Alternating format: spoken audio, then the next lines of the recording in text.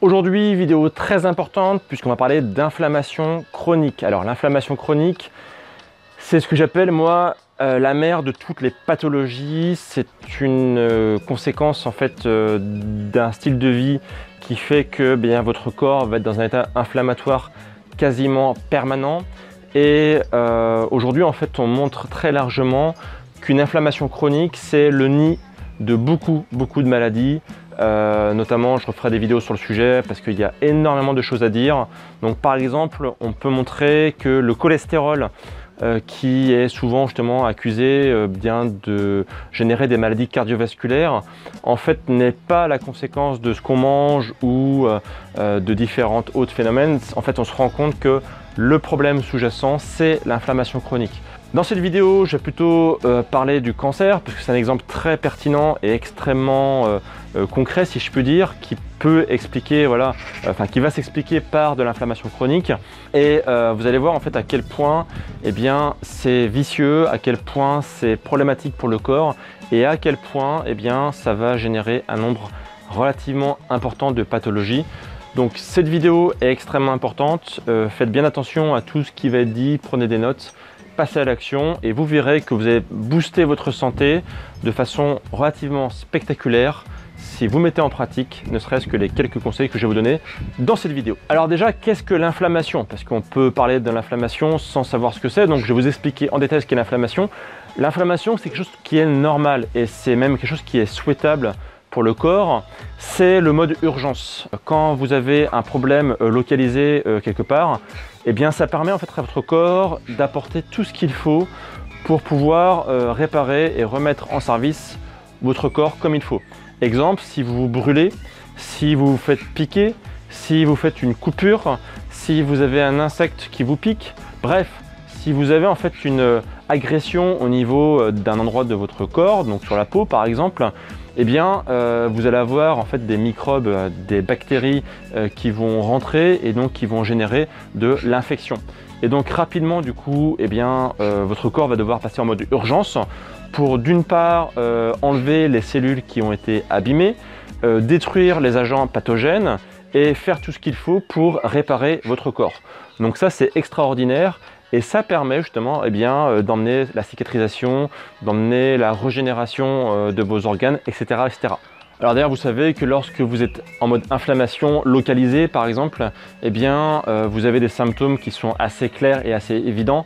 Par exemple, votre peau à l'endroit où vous êtes fait piquer, couper, brûler, etc., devient rouge, elle devient chaude.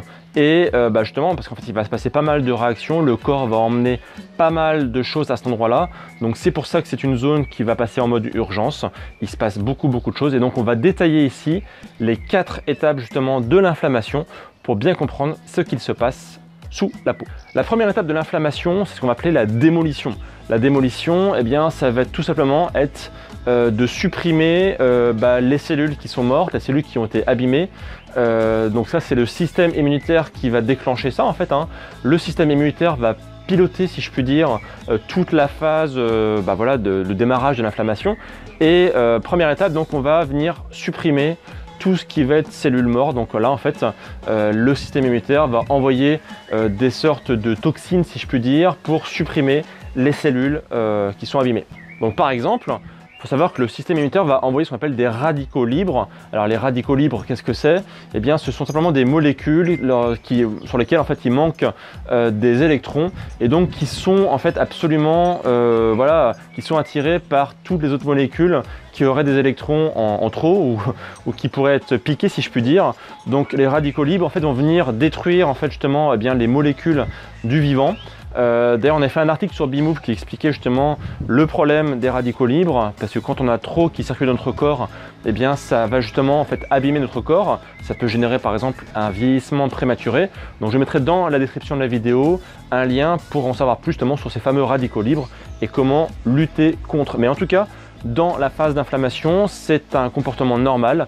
Le système immunitaire va envoyer des radicaux libres pour justement détruire ce qui a été abîmé autour de l'endroit qui a été abîmé. La deuxième étape, ça va être le nettoyage. En fait, là, je fais simple, hein, le nettoyage, c'est tout simplement le système immunitaire aussi qui va détruire, enfin tout ce qui a été détruit va être envoyé ailleurs, va être supprimé. Donc soit à l'extérieur, en fait, via ce qu'on appelle le pus. Hein, vous voyez, quand vous avez une infection, et bien en fait, le pus, c'est simplement les déchets qui est généré par le corps pour pouvoir donc évacuer tout ce qui a été détruit. Ça peut aussi partir en petits fragments du coup dans le corps humain, donc par la circulation sanguine et être supprimé via les voies naturelles plus tard. Donc on verra justement que cette phase elle est assez intéressante lorsqu'on a une infection locale, mais qui peut être hautement problématique lorsqu'on a une infection, enfin au moins du coup une inflammation généralisée. On en reparlera juste après. La troisième phase, eh bien, ça va être la phase de reconstruction qui va débuter, et notamment ce qui va se passer, c'est que le système immunitaire va ordonner l'arrivée de nouveaux tuyaux. Faut savoir en fait que les organes qui ont été lésés, qui ont été abîmés, vont avoir besoin de beaucoup de matières premières pour se régénérer, pour amorcer la phase de cicatrisation. Donc le corps à cet endroit-là va avoir besoin de plus de micronutriments, de plus de glucose pour justement booster la régénération cellulaire, etc., etc. Cette phase, on l'appelle l'angiogénèse. Donc c'est le fait justement que le corps va emmener plein de nouveaux petits tuyaux pour pouvoir en fait irriguer correctement cette zone qui a été abîmée. Donc l'angiogénèse, c'est extrêmement efficace justement pour reconstruire des organes lésés, mais on va voir aussi après que ça peut être une très grosse source de problème en cas d'inflammation généralisée. Et puis la quatrième phase, c'est la reconstruction finale. Là, ce qui va se passer, c'est que le corps va emmener en fait des facteurs de croissance, donc c'est en fait des boostants, une sorte d'engrais qui va favoriser, on va dire, la reconstruction cellulaire. Donc notamment, c'est grâce à ça que la cicatrisation va se faire, parce que du coup, vous allez avoir vos cellules qui vont se diviser à grande vitesse pour pouvoir justement réparer la zone qui est abîmée. Donc là aussi, on va voir après que cette phase qui est extrêmement intéressante, extrêmement importante, va poser des gros problèmes en cas, encore une fois, d'inflammation généralisée. Imaginons que votre corps est en inflammation permanente. Qu'est-ce qui va se passer concrètement au niveau de vos organes? Ça veut dire déjà que la phase de démolition, elle est quasiment permanente. C'est-à-dire que vous allez avoir une grande quantité de radicaux libres qui vont circuler dans votre corps, donc ça va en générer un vieillissement prématuré, mais ça va aussi emmener en fait une plus grande probabilité en fait d'abîmer vos cellules, puisqu'en fait les radicaux libres du coup, comme expliqué, prennent les électrons du coup des atomes des différentes molécules qui composent le vivant, et ça en fait ça peut emmener des problèmes sur votre ADN, ça peut emmener en fait des modifications de votre ADN, ça peut abîmer votre ADN. Et clairement, si on prend l'exemple par exemple d'une cellule qui va bien, si on lui abîme son ADN, du coup ça peut poser des gros problèmes sur sa division cellulaire. Imaginons une cellule qui se divise mal. Lorsqu'elle se reproduit, par exemple, elle se divise mal parce que justement, voilà, elle a eu une modification génétique, elle a eu un problème au niveau de sa division. Ça peut être le début, on va dire, d'une tumeur. Puisqu'en fait, une tumeur, qu'est-ce que c'est? C'est une cellule en fait qui va se reproduire de façon assez impressionnante, de façon répétitive et de façon incontrôlée.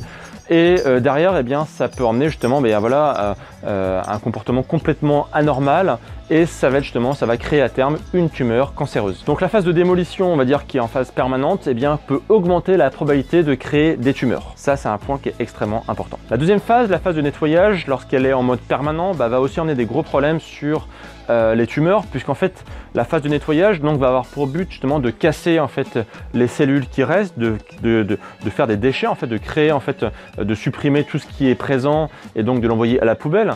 Sauf que quand vous avez une tumeur cancéreuse, si vous la coupez en petits morceaux et que, comme j'expliquais tout à l'heure, en fait, ça veut sortir donc par les voies naturelles ou ça part dans la circulation sanguine, si vous prenez une tumeur cancéreuse, donc que vous coupez en petits morceaux, le problème qu'on va avoir, c'est que ces morceaux de tumeur vont pouvoir du coup circuler dans le sang et se retrouver ailleurs. Donc si par exemple vous avez à un endroit donné une cellule qui se divise mal, qui donc va générer un cancer, si jamais vous avez une inflammation permanente, vous augmentez la probabilité que cette tumeur qui à la base était localisée puisse se retrouver ailleurs dans le corps, donc créer ce qu'on appelle des métastases, donc c'est-à-dire que le cancer en fait se généralise à l'ensemble du corps.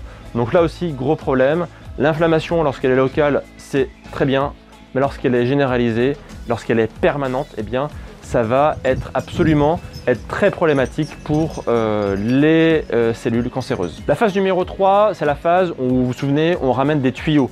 Alors là, c'est un gros problème pour les tumeurs cancéreuses, puisque justement, lorsque vous avez une inflammation permanente, eh bien, ça va inciter votre corps à justement augmenter l'angiogénèse.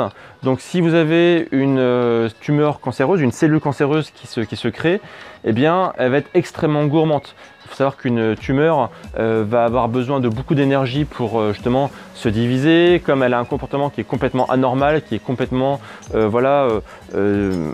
incontrôlée, eh bien, elle va avoir besoin de plus d'énergie et plus de tuyaux pour se reproduire. Donc justement, on montre aujourd'hui que les cellules cancéreuses eh bien, sont des grosses consommatrices de glucose parce que justement, elles demandent beaucoup d'énergie. Donc, gros problème, et aujourd'hui notamment certains médicaments anti-cancer essayent en fait de diminuer, voire de stopper en fait l'angiogénèse pour éviter en fait d'alimenter, de couper l'alimentation des tumeurs cancéreuses. Le problème, c'est que justement, quand vous avez une inflammation généralisée, eh bien, vous mettrez votre corps dans un état qui fait que justement, il va être beaucoup plus propice à créer ces tuyaux en plus. Donc là, encore une fois, eh bien, vous voyez que ça met toutes les conditions vont être réunies pour aider votre cellule cancéreuse à se développer plus vite. La dernière phase, la phase de reconstruction, eh bien, j'en parlais tout à l'heure, vous savez, ce sont les fameux facteurs de croissance qui vont permettre de booster les cellules pour, par exemple, faire de la cicatrisation. Eh bien, vous imaginez que dans le cas de cellules cancéreuses, eh bien, c'est tout à fait l'inverse de ce qu'on voudrait. Les facteurs de croissance vont au contraire booster les cellules cancéreuses et voilà, derrière, vous allez avoir une cellule qui va avoir tout ce qu'il faut pour pouvoir se diviser plus rapidement, pour pouvoir avoir plus d'énergie, etc., etc. Donc, vous voyez en fait comment l'inflammation, elle peut booster, elle peut aider en fait une cellule qui à la base a eu un problème de division, qui on va dire a un problème qui va se transformer en cellule cancéreuse. Eh bien, normalement, qu'est-ce qui se passe quand tout va bien? Le système immunitaire va venir justement détecter qu'il y a un problème sur cette cellule, et derrière en fait, eh bien, vous allez avoir au contraire l'inflammation qui va tout faire pour que cette cellule, elle augmente ses performances, elle augmente, on va dire, sa vitesse de réplication, qu'elle ait tout ce qu'il faut, qu'elle ait les conditions idéales pour se diviser à grande vitesse. Donc aujourd'hui, par exemple, des gens qui ont des infections, par exemple, dans l'estomac, donc par certaines bactéries, par exemple, certaines bactéries sont connues pour se développer dans l'estomac. Ça va emmener de l'inflammation. L'inflammation, du coup, eh bien, va augmenter la probabilité de générer des tumeurs cancéreuses. Et on se rend compte que c'est ce qui peut se passer.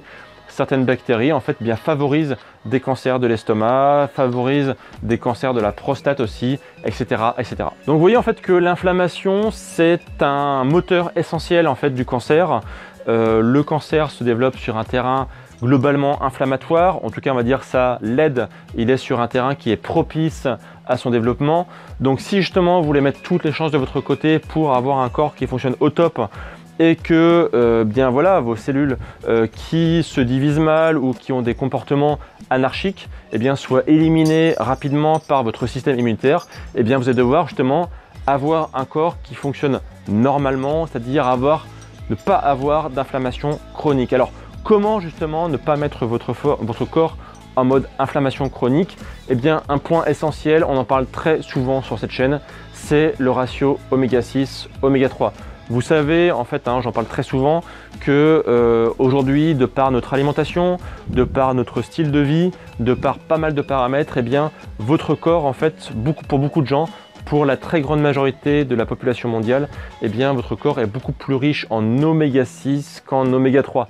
Or aujourd'hui, on montre que nos ancêtres lointains, à l'époque du paléolithique notamment, avaient un ratio oméga 6, oméga 3 qui était idéal, qui était proche de 1, c'est-à-dire un oméga 6 pour un oméga 3. Et donc là, ça montre un équilibre parfait, c'est-à-dire que le corps ici, il est dans un état idéal pour ne pas générer de problèmes. Et clairement, en fait, aujourd'hui, avec notre alimentation qui est justement industrialisée, qui va être riche en huile, riche en oméga 6, qui va être voilà, tout ce qui va être alimentation moderne, en fait, favorise absolument un ratio oméga 6, oméga 3 qui est en faveur des oméga 6 et inversement. Les oméga 3 aujourd'hui sont très peu consommés. Faut savoir que voilà, il y a beaucoup d'aliments qui sont riches en oméga 3 qui aujourd'hui eh bien, sont peu consommés. Donc ça génère, on va dire, un déséquilibre profond et ça amène du coup de l'inflammation chronique et donc un nid à pathologie. Donc aujourd'hui, en fait, pour avoir un corps en mode anti-inflammatoire, il faudrait ramener en fait ce ratio à un niveau qui serait de 1 à 3 à 1 à 4. Enfin un tiers, un quart on va dire, ce qui est déjà très bien en fait, hein, le ratio 1 sur 1 aujourd'hui est quasiment inatteignable. Faut savoir que de par énormément de paramètres de notre alimentation, le ratio 1 sur 1 il est utopiste. Mais déjà si vous le ramenez à 1 sur 3, à 1 sur 4, alors que pour beaucoup de gens on est à 1 sur 20, eh bien ce serait déjà très bien. Donc comment faire? Eh bien consommer beaucoup d'aliments riches en oméga 3. Donc là aussi j'ai fait une vidéo sur le sujet récemment. Je vous remets cette vidéo dans la description afin que vous puissiez la consulter et voir justement tous les aliments qui vont être riches en oméga 3, tous ces aliments qui vont mettre votre corps dans un mode anti-inflammatoire, donc un mode qui va être propice justement à ne pas développer des maladies. Et voilà, en fait, si jamais vous mangez ces aliments régulièrement, ça va clairement aider votre corps. Aujourd'hui, malheureusement, c'est très peu suffisant. Et même si vous mangez beaucoup d'oméga 3, il y a de fortes chances pour que vous ayez un ratio qui soit pas non plus forcément idéal. Donc moi, je conseille systématiquement de prendre des compléments alimentaires d'oméga 3, c'est-à-dire du coup des oméga 3 en mode voilà, injection massive. Clairement, ça ne peut pas faire de mal. Si jamais vous avez, grâce à l'alimentation, je sais pas moi, un ratio 1 sur 5 à 1 sur 6, eh bien, grâce aux compléments alimentaires, vous pouvez pousser ce ratio à 1 sur 3 ou 1 sur 4, ce qui serait déjà voilà, excellent. Donc compléments alimentaires, donc là aussi pareil, j'en parle régulièrement. Il y a ceux de Nutrimuscle qui sont très très bons parce que voilà, ce sont des graisses de poisson qui sont filtrées, qui sont d'excellente qualité. Donc je mettrai pareil des références sous la vidéo si vous voulez vous complémenter en oméga 3. Mais en tout cas pour moi c'est le complément indispensable que tout le monde devrait prendre toute l'année, quel que soit notre style de vie. Pour moi c'est vraiment indispensable. Bien sûr derrière si vous mangez paléo, si vous mangez seignelé, et bien déjà c'est excellent, vous avez déjà un très bon terrain propice à avoir un corps qui va être plutôt riche en oméga 3.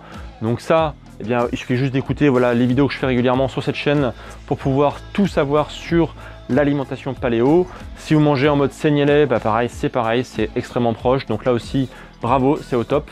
Derrière, vous pouvez faire des petits ajustements avec eh bien, certains types d'aliments qui vont être plutôt anti-inflammatoires.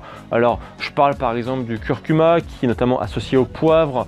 Eh bien, en fait, on montre que ça favorise, on va dire, le mode anti-inflammatoire. Donc, le curcuma devrait être votre épice préférée et vous devriez en mettre voilà, au maximum sur vos salades, dans vos plats que vous préparez. Le curcuma, n'hésitez pas à en user voilà, très régulièrement.